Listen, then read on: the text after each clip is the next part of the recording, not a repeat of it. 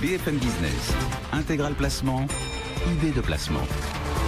Stéphane Van Nuffel, Net Investissement, Christian Fontaine, Le Revenu, en plateau tous les deux. Bonjour messieurs. Bonjour Cédric, bonjour Guillaume. Bonjour messieurs. Votre thème ce matin, c'est d'essayer de nous discerner quels placements vedettes peuvent occuper notre rentrée, d'autant qu'il y a eu beaucoup d'évolutions réglementaires.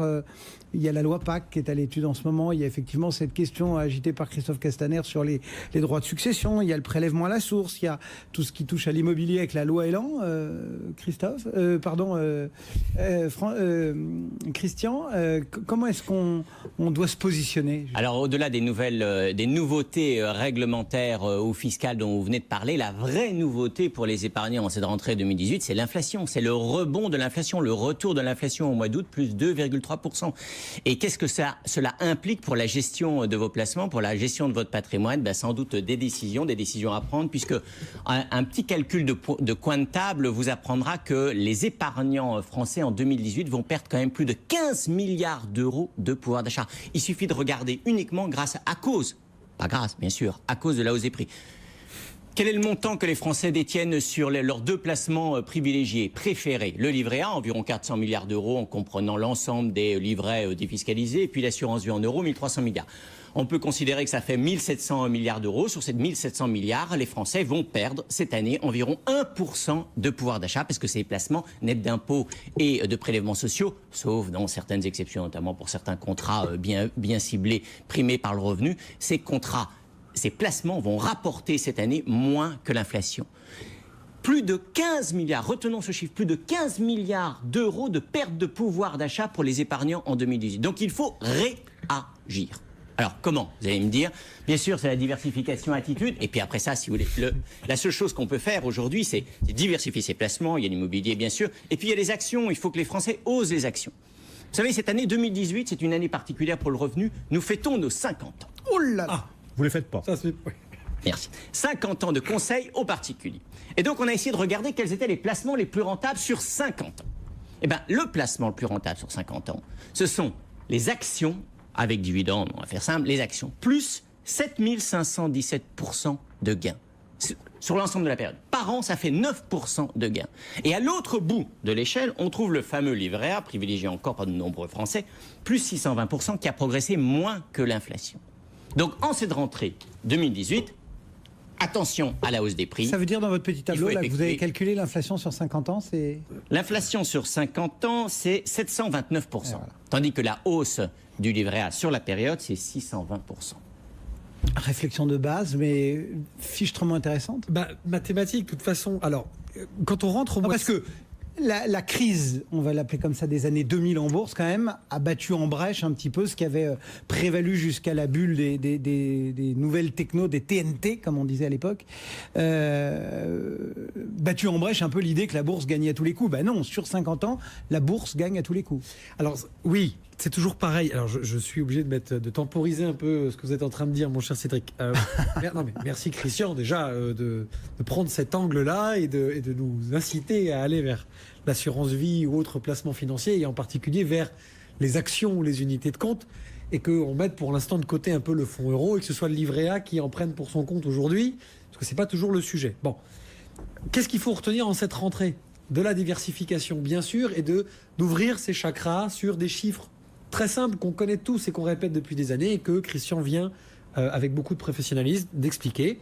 Donc, il faut, en septembre, cette année, faire de la pédagogie, pour vous répondre, mon cher Cédric. C'est-à-dire que tout ça, les gens ne peuvent pas dire qu'ils ne le savent pas, qu'ils ne l'ont pas déjà lu quelque part, sans doute dans le revenu depuis des années, mais tout ça n'est pas nouveau. Voilà, c'est pas nouveau. Il est simple de comprendre qu'en 50 ans, parce que 50 ans, vous imaginez bien qu'en termes de cycle économique, on est sur des cycles économiques, presque c'est du Kondratiev, c'est des cycles économiques très longs. On est sur quelque chose vraiment d'une vraie tendance. Ça peut changer. Un continent peut s'écrouler économiquement comme un continent peut émerger en 50 ans, ce qui a été quasiment le cas ces dernières années. Donc, de se dire que si j'avais investi il y a 50 ans, ne serait-ce que dans une bonne vieille action d'une bonne vieille industrie, type Air Liquide ou quelque chose comme ça, de bons pères de famille, c'est certain de se dire qu'au final, on gagne. Au final. La question, c'est quand est-ce que je rentre? Quand est-ce que je sors? Donc, en ce mois de septembre 2018, la vraie pédagogie, elle est plus sur cela. et de se dire, maintenant, peut-être, ce qu'on doit retenir, et je le redis, merci Christian, et vraiment, je soutiens son discours, que les gens sachent à quoi servent le livret A. Le livret A n'est pas un placement pour optimiser sa rentabilité, c'est un placement pour sa liquidité, c'est un placement qui n'a pas de fiscalité, c'est un placement d'épargne de précaution. Ça y est, il faut que les Français acceptent. C'est simplement un placement qui permet, avec son petit outil informatique, de transférer sur son compte courant, quand on doit payer son dernier tiers d'impôt, l'argent qui ne dort pas et qui va péniblement essayer d'amortir une perte due à l'inflation, puisqu'on se rend compte que leur rémunération est 2 fois moins inférieure. Bon, maintenant la question, c'est qu'est-ce qu'on fait lorsque l'on prend le discours de Christian sur les actions et comment on se tourne vers ce type de classe d'actifs. Et ça, c'est l'investissement programmé, c'est le catéchisme que l'on essaye de proposer régulièrement sur BFM Business et dans le revenu. Voilà, alors parce que la difficulté quand même des actions, c'est que sur le long terme, certes, c'est le placement le plus rentable, mais il y a quand même beaucoup de particuliers et beaucoup de professionnels qui perdent de l'argent en bourse. Donc, qu'est-ce qui fait la différence entre un épargnant qui va gagner de l'argent en bourse et profiter de ses gains pour améliorer son niveau de vie, et puis celui qui va perdre? C'est tout simplement, il y a une seule différence. C'est le jour, la date d'entrée sur le marché. Alors, ça signifie quoi? Ça signifie que personne ne sait. Conseiller, c'est pas prévoir. Donc personne ne sait ce que deviendront, ce que seront les marchés d'ici 1, 2 ou 3 ans. Par contre, lorsqu'on regarde les patrimoines des Français, on se rend compte qu'ils n'ont pas globalement assez d'actions. Donc oui, il faut, en fonction de vos profils d'investisseurs, et si vous avez les moyens d'immobiliser de l'argent pendant 4 ou 5 ans minimum, il faut monter en puissance en bourse. Mais on monte en puissance en bourse progressivement parce qu'on ne sait pas ce que vont faire les marchés demain. Donc afin, sans faire de technique, mais d'optimiser le prix de revient, il faut investir la même somme en bourse demain, la même somme dans 6 mois, la même somme dans 1 an. Et à titre personnel, et c'est le discours du revenu, nous vous conseillons, surtout que les marchés sont quand même relativement chers aujourd'hui, je dirais de monter progressivement en bourse sur un horizon de 5 ans. Donc pas en 24 heures. On ne passe pas de 100% investi en assurance vie en euros ou sur le livret A à 100% en bourse, ou même pas la fameuse stratégie 80-20 ou 70-30, c'est-à-dire 70 sur des placements sans risque et 30% sur des placements risqués. Cette stratégie-là, on n'obtient pas une telle répartition en 24 heures.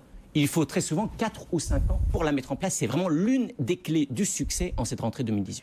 On va continuer de vous apporter les conseils pour cette rentrée en matière de placement face à l'inflation qui en effet érode du coup le rendement que vous pouvez espérer en tenant compte donc de cette inflation. Ou quoique, il y a les prix de l'immobilier qui progressent aussi et ça peut quand même, Christian. Oui, non, mais l'immobilier, ça c'est de l'inflation positive pour les épargnants et les propriétaires. L'immobilier a toujours été effectivement une bonne protection contre l'inflation. Il faut le rappeler. Ça permet même de profiter de l'inflation. Ceci dit, le problème de l'immobilier. Le problème de l'immobilier. Vous aimez bien être dans l'actualité. Alors soyons dans l'actualité. Le problème de l'immobilier, c'est que l'immobilier est très taxé. Elle l'est encore plus aujourd'hui qu'elle ne l'était il y a 1, 2 ou 3 ans. Donc l'immobilier, oui, c'est très bien pour se constituer un capital. Maintenant, pour disposer de revenus complémentaires, mieux vaut l'assurance. On en reparle dans un instant. BFM Business, intégral placement, idée de placement.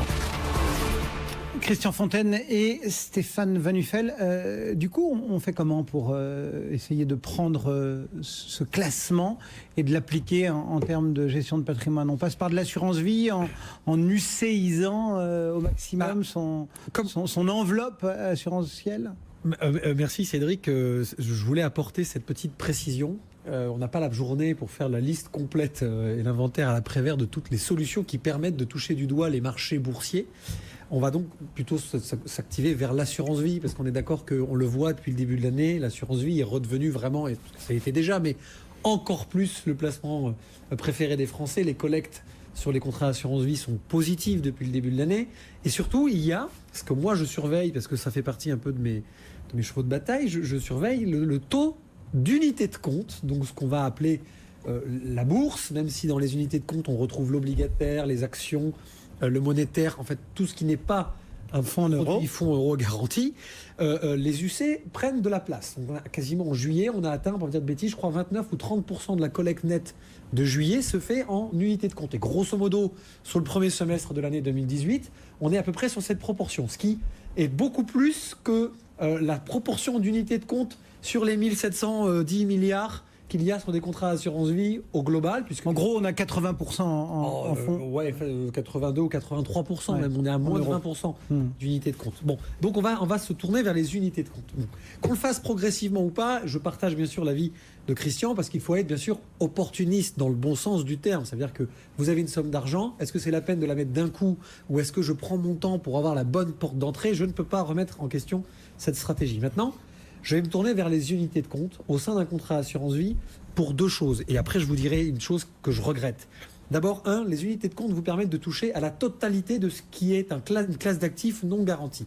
Ça va de l'action alternative malaisienne dans une entreprise start-up hyper risquée avec une volatilité de 30, mais des potentiels de rendement énormes, à une SCP de SCPI, c'est-à-dire de la bonne foncière bien solide qui, en termes de variation et de risque, vont être quasiment aussi proches, je dis quasiment aussi proches qu'un fonds euro, puisqu'il n'y a pas de garantie estampillée par un assureur. Donc, ça vous permet, si vous êtes néophyte, si vous êtes profane en gestion de patrimoine, déjà de sortir une part de votre livret A ou de votre fonds euro garanti pour aller vers des UC. Bon. Deuxième chose, les UC, ça vous permet aussi de travailler avec l'aide de gérants. Alors, oui ou non, est-ce qu'ils apportent un plus ou pas? On ne va pas rentrer dans la discussion gestion passive ou gestion active. À partir du moment où vous faites attention aux frais, parce que je vois Christian sourire, on part du principe que les gérants des grandes sociétés de gestion, et nous on travaille avec des grandes sociétés de gestion comme DNCA, MNG, Carmignac, Pictet, ces gens-là travaillent très bien et arrivent très bien à gérer votre argent et à vous aider en allant chercher des opportunités à votre place, parce que je me mets à la place de monsieur et madame tout le monde, ils n'ont pas forcément la capacité à gérer un portefeuille d'actions. Bon, troisième point, juste un petit regret pour lancer un peu de débat. Je trouve juste dommage dans cette fiscalité de l'assurance vie qui a quand même accéléré et qui explique sûrement aussi le retour des Français sur ce support. Je trouve qu'il est dommage, pardon de le répéter encore une fois, mais je le répéterai tant que je peux le faire, qu'il n'y ait pas une fiscalité différente entre la partie garantie d'un contrat d'assurance vie et la partie unité de compte. Alors on va me dire oui, vous avez qu'à aller sur un PEA. Je suis désolé, oui, ça n'est pas la même chose. Il pourrait, dans le sens de Christian, du fameux 80-20 ou 60-30, j'aurais trouvé logique que la fiscalité soit évolutive aussi. Quelques secondes parce qu'on est un peu pris par le temps, mais effectivement, il faut apprendre aujourd'hui à être réactif et surtout vraiment vivre et étudier son contrat en permanence en faisant attention aux frais, aux conditions, à la répartition en fonction de son âge, etc. Alors bien sûr, il faut pas acheter un truc et le laisser dormir. Il faut suivre ses placements. Vous avez entièrement raison, Cédric, de le rappeler. 90% des contrats d'assurance vie dorment au fond des tiroirs. C'est bien sûr pas la stratégie, même si un contrat d'assurance vie nécessite un suivi moins régulier qu'un compte titre ou qu'un PEA. Donc la bourse, oui, la bourse c'est dans l'assurance vie, la bourse c'est aussi dans le contrat, dans le PEA, comme vient de le dire Stéphane. Je dirais que ça c'est les premiers conseils qu'on peut donner aux épargnants, c'est de faire davantage de bourse et progressivement. Le deuxième conseil qu'on pourrait peut-être donner en cette rentrée, je dirais il y en aura encore deux. D'abord, en matière de placement, c'est un peu comme dans le reste de la vie, il faut acheter ce qui n'est pas cher. Or aujourd'hui, ce qui n'est pas cher, il n'y a pas grand-chose, il n'y a que le crédit. Bon. Je ferme ma parenthèse. Deuxième élément, c'est vrai que lorsqu'on regarde le patrimoine des Français, on se rend compte qu'ils ont beaucoup trop de liquidités. On ne le rappellera jamais assez. On a fêté les 10 ans de la faillite de Lehman Brothers samedi dernier, donc il y a 2 jours. Et depuis cette date-là jusqu'à aujourd'hui, les Français ont doublé les montants qu'il y a sur leur compte courant. Donc en cette rentrée 2018, aussi réduisez vos Stop compte courant. Stop compte courant. Voilà. Vous voulez lancer un hashtag? Pourquoi pas? Pourquoi pas? Allez-y, criez-le. On va le faire, ouais. Allez, merci beaucoup pour ces quelques conseils. On vous retrouve tout à l'heure tous les deux pour répondre aux questions de nos auditeurs, pour nous écrire notre mail à intégralplacement@bfmbusiness.fr.